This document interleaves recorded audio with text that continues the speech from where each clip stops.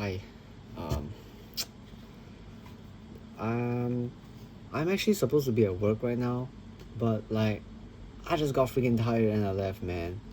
Um, my work's pretty nice. Like, it's pretty fun, I guess. Like, I get to drive like the little airport truck, like the small truck that can fit like two people, and you just yeah, I get to like, I can't drive it, but like I can ride it around like when my superior drives it, and that's kind of fun. And I get to like look at new airlines and stuff, so it's kind of fun.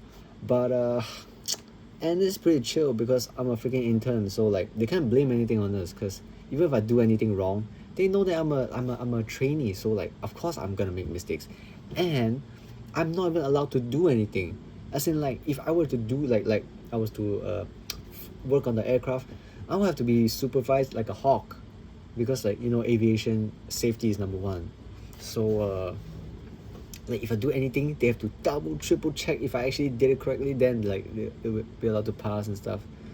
So like um yeah, like I don't really have to do anything, but like, and the aviation industry is very thorough. Okay, so like, let's say I just finished working on this part, you have to upload it to the, like, each airline has their own system. So like, let's say I just changed like the engine or whatever, to be like left hand engine change, um and like, or the date, and like who supervised it, and what's the work order. It's like a work order for like work order, yeah, like, which is just a bunch of numbers. So like, it's very very efficient. I mean, it's not efficient, but like it's really like, you can there's a lot of traces. So like, if anything ever happens, you can always go back to like what caused it. Like, they'll be like, so like, let's say like the left engine failed during flight, and like people fucking died. Then like, you can just go back and check, like, yo, who the hell approved this engine, man? And then you can see, oh, it was signed by this engineer. This engineer uh is the one in charge of this task. So like, he is to blame because he signed it. Every time something is done to the aircraft, it needs to be signed by an engineer, which means that he personally saw through with that task, and he, with his engineering expertise, the what's it called? Him with his like engineering smartness and stuff, also acknowledges that it is worthy of flight, then that freaking aircraft can fly. All right, like, you guys are so safe in the air, man. Like, I'm not even gonna kid you guys, but anyways, so these tasks, like, I have to collect them because I'm still a student.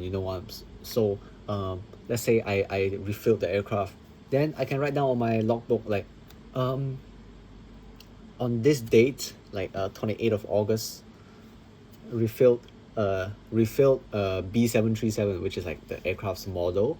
No, I mean, yeah, you have to state the aircraft's model, the aircraft's registration, like it's a car plate for like, for planes. I have to write that down, and I have to work the work order for refilling. There's a freaking work order for every freaking thing that you do to the aircraft, but you never want to refill it. There's a work order, bro.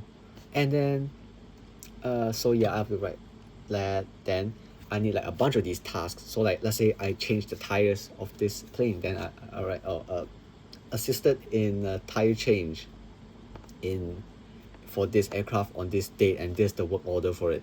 And then, like, but never ever write performed, as in like, whenever I write in my logbook, you write assisted in tire change, or if you didn't do anything, spectated a tire change, but never ever write performed.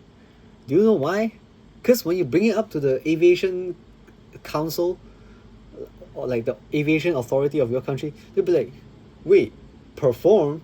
So like, what you're telling me is this freaking airline just let a trainee with no experience, and like a new guy just do the thing? Yo, this is not safe, man. So like, you can't fucking do that, okay? So you must always write assisted in, helped, spectated. Yeah, you can't, don't freaking write perform, bro. I mean, you guys don't even do this job. Why am I telling you this? but like yeah, so I cannot write perform, but so I was just looking for tasks in the like computer. We use this thing called Amos. Basically, like that's where you upload all the tasks and like the aircraft stuff that you did. Like even when you troubleshoot, as in like there's clearly a problem with the aircraft, but you don't know what's the problem. It's called troubleshooting. So like I mean like let's say the propeller won't turn. Like you don't know if there's a rock stuck there, or maybe there's an electric circuit that broke, like a wire that broke, or like so like you need to troubleshoot, you need to know what's wrong with it. So even when you troubleshoot, you have to freaking put it up there, like I troubleshooted and this is the issue. You need to write it up there, bro. So yeah, I was just checking through that because I need 31 specific tasks for me to like get one of my certificates, and it's low-key hard, bro.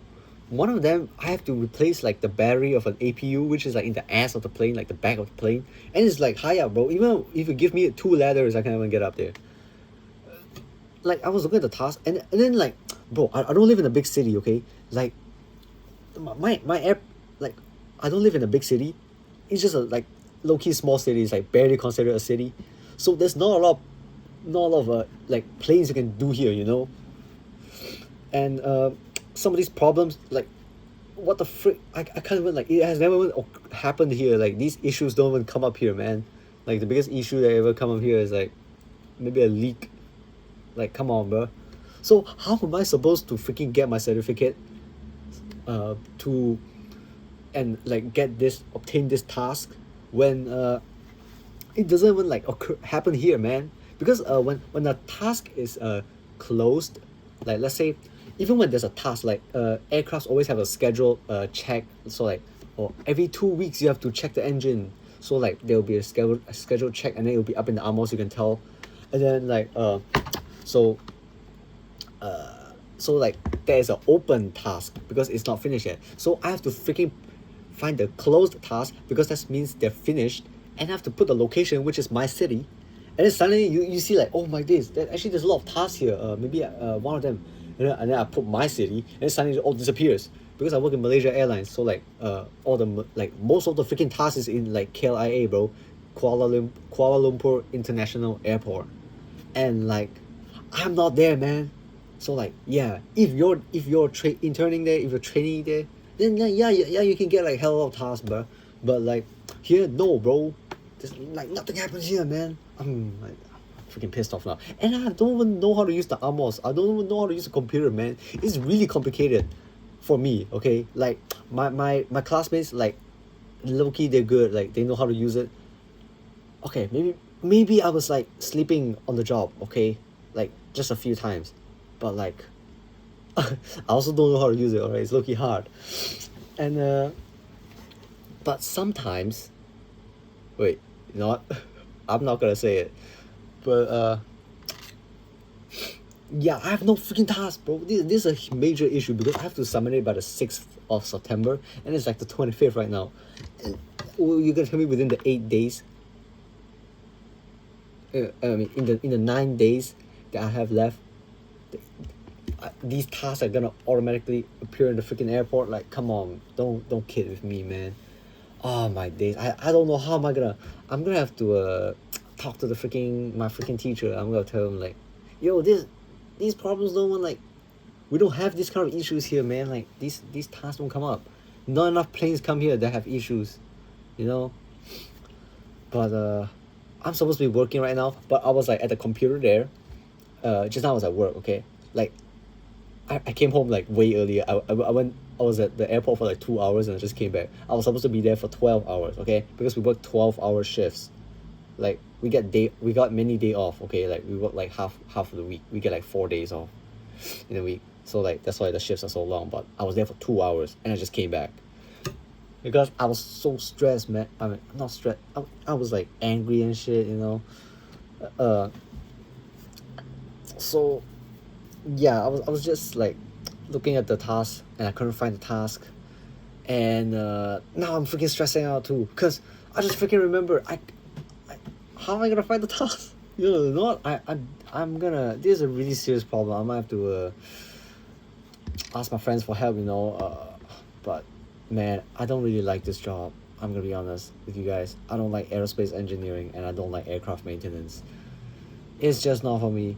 Like, have I ever told you guys, like, one time I was wire locking? Wire locking is when, like, every time there's two, like, you guys have to bolt things up, like, when you use a bolt and a nut, and you, and, like, guys tighten the nut, you have to use a wire to tie the nut to another nut. Because if you just leave the bolt and the nut, like, tightened there alone, like let's say during flight, it vibrates a lot, right? The vibration can freaking loosen it, man. Like, it's, so you need to, you need to wire lock them together, so that, like, let's say there's three nuts here, like this, like there's three nuts and one on top here. Then you just need to wire lock them together, so, like, there's a wire twisted around them to hold them in place. And then the wire is also, like, braided so that the wire will not break. Like, this aviation stuff, man, like, they're so safe, you know. But anyways, I was, like, wire locking, and the wire is really hard. Like, it's really tough, really like, hard to bend and stuff. And then it went through my finger. It went through, like, it went in here, and it came out here. Oh my days! I still have the scar. Like, my camera is bad, but, like, there's two holes here, man. What the hell, bro? I'm way too calm for somebody who just got impaled. But that's just one of the many time I was injured. Did I tell you guys about the time oh no, I almost got sucked in by the fucking engine? Okay, now of course, during when we're working on the aircraft, the engine must be turned off.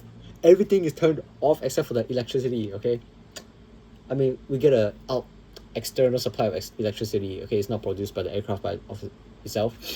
And then so, like, the engine is freaking off, and then the button that starts the engine, we got a big ass warning tag, like, do not switch on, do not, okay, because people die.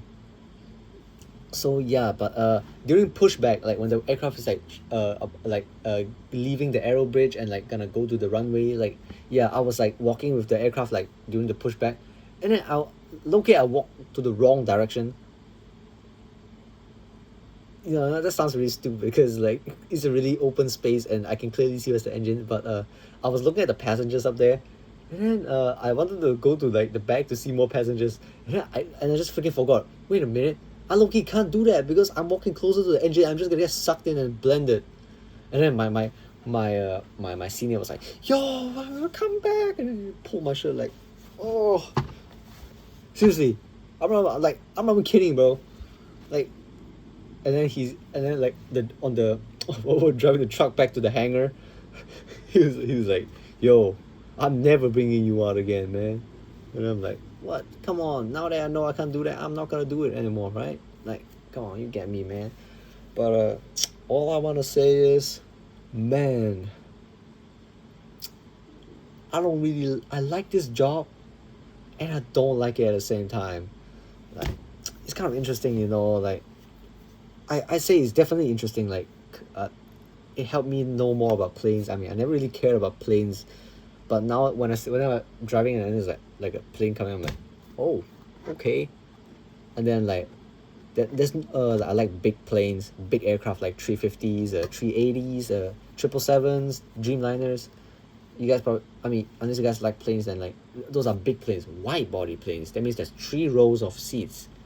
But yeah, I like those. But those never freaking land here. They never land here, man. Like, we're not that big. I don't live in a big city. So, but very, like, once in a while, a 330 will land. It's a wide body. It's pretty big. Like, it's big, you know. But, like, you can't say it's big. Like 777 big or A350 big. But, like, every time it comes here, I'm still happy to see it. It's a big plane. But this job, like, you have to be thorough. You have to double check, because people's life are at stake. We can't afford to make a mistake. And everything that we've learned about aircrafts up until now, like, about safety in aviation up until now, is with the in the price, with the comes with the cost of actual lives. Like, people have to die for us to learn. So like it's really important that we don't learn anything anymore. Like let's just hope this is enough, you know. So some it can really get to a person's head. I mean, not mine, like, but it's just a you have to be careful with these kind of jobs. And I'm not saying that's why I don't like it, but actually it has nothing to do, like I don't even care about that. I just work on the aircraft, but like I just don't like the job, man. I like it and I don't like it at the same time. So hopefully I can go to Singapore, but I mean switch jobs, you know. I want to become a cabin crew, a flight attendant. That's a story for another time. I'm supposed to be at work right now, but I'm at home. I'm gonna go shower. See you guys next time. Bye bye.